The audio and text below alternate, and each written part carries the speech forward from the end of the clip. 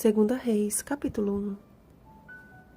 Mas o anjo do Senhor disse a Elias o tesbita: Dispõe-te e sobe para te encontrares com os mensageiros do rei de Samaria, e dize-lhes: Porventura não há Deus em Israel, para irdes consultar Baal-zebube, Deus de Ecrom?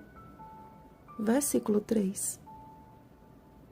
O segundo livro dos reis já inicia com mais um reinado fadado ao fracasso. O filho de Acabe havia adquirido uma doença após uma queda e não descansaria enquanto não soubesse o que lhe sucederia. Mas ao invés de consultar ao Deus de Israel, mandou seus mensageiros consultarem ao Deus de Ecrom, cujo nome significa Senhor das Moscas. Que troca insana! Desde que o pecado entrou no mundo, a humanidade tem feito a mesma coisa. Não foi sem razão que só entrou na arca Noé e sua família. A insanidade era tanta que o homem deu as costas ao Criador de todas as coisas para adorar a todas as coisas criadas.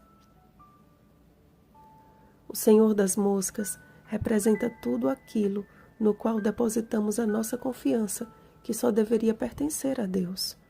Mas todo aquele que guarda o assim diz o Senhor como Elias, recebe as características de um verdadeiro filho do reino.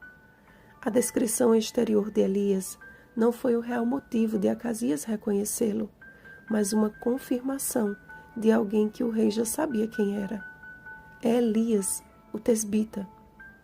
Contudo, a profecia de Elias trouxe desassossego ao coração do enfermo rei, que logo mandou buscar o profeta.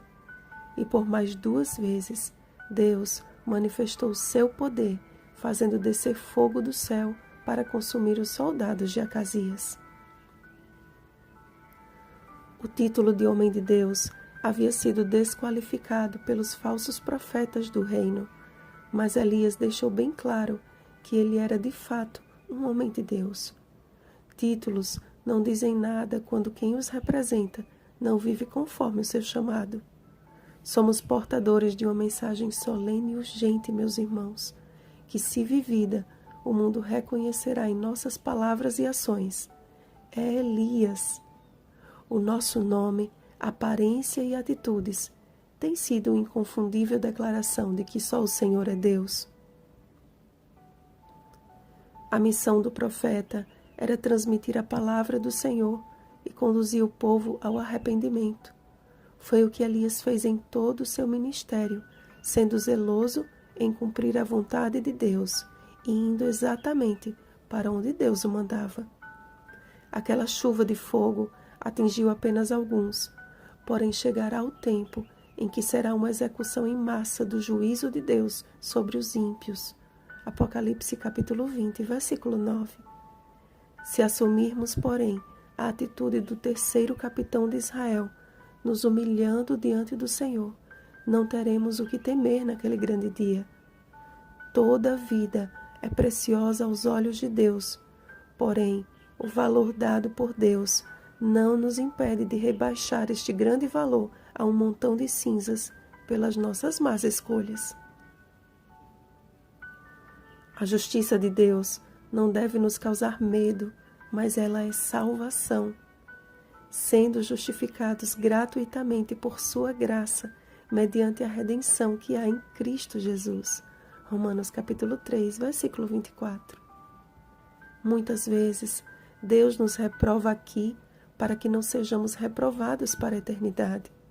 Acasias não se deu por satisfeito até ouvir da boca do próprio Elias as mesmas palavras condenatórias ditas antes. Meus irmãos, fomos criados para a felicidade eterna, não para a condenação, pois o castigo final não foi preparado para nós, mas para o diabo e seus anjos. Mateus capítulo 25, versículo 41. Muitos podem até ignorar a palavra de Deus, mas não podem evitar que ela se cumpra. Assim, pois, morreu Acasias, segundo a palavra do Senhor.